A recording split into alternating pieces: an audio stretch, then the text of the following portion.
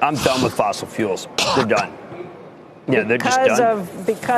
We're starting to see divestment all over the world. So television investor Jim Cramer was on CNBC on their show Squawk Box, where he essentially drove the final nail into the fossil fuel industry. So watch what he says here. What about the two big oil companies, Exxon and Chevron today? Both of them drags on the Dow right now. I know that Mike won't want to hear this, but I'm done with fossil fuels. They're done.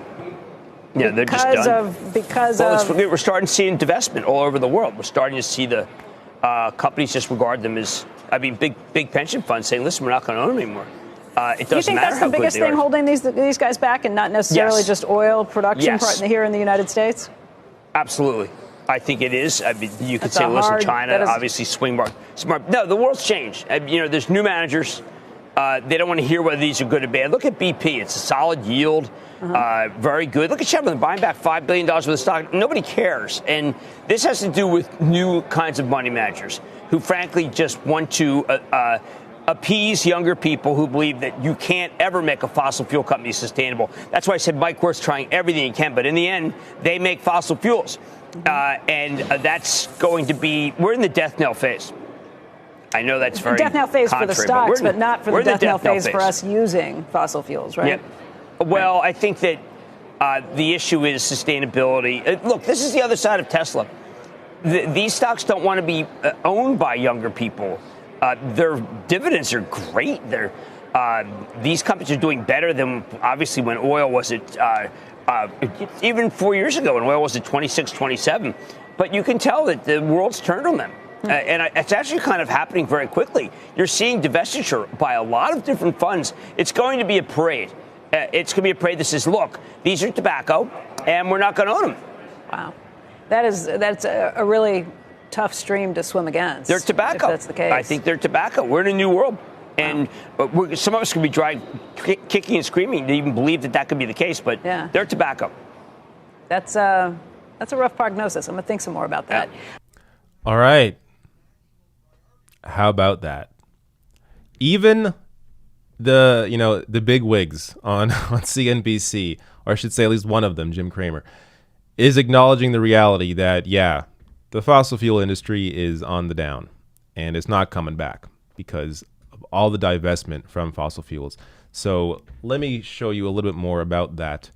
What is divestment? So this is gofossilfree.org. Let me just give you their quick rundown here.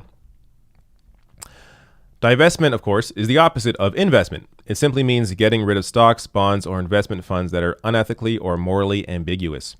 When you invest your money, you might buy stocks, bonds, or other investments that generate income for you. Universities and colleges in the U.S., religious organizations, retirement funds, and other institutions put billions in these same kind of investments to generate income to help them run.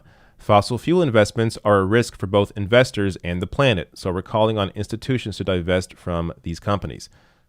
So about 13.96 trillion is the total of the divestment so far. We're talking about 1,181 institutions divesting, 58,000 plus individuals divesting, about 5.2 billion.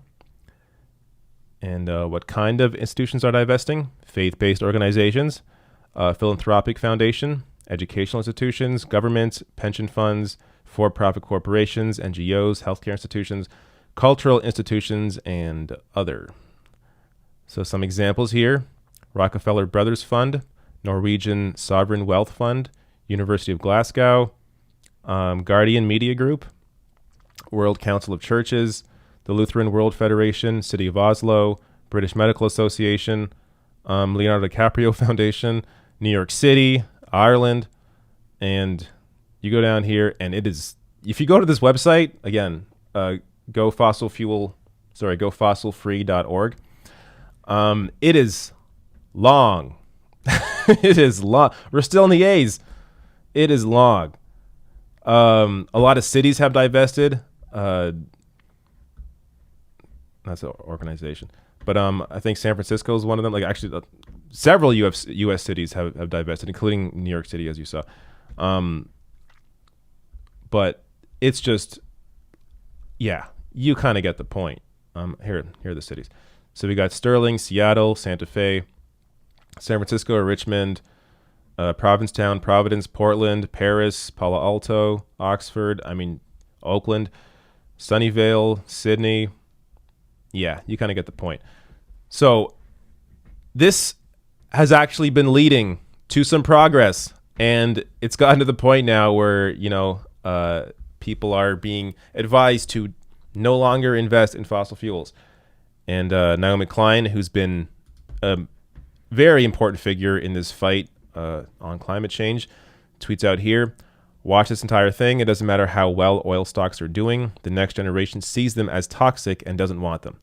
Everyone involved in the fossil fuel divestment movement, and that is thousands upon thousands of mostly young people, made this happen. Wow. Yep. This is what grassroots movements can achieve.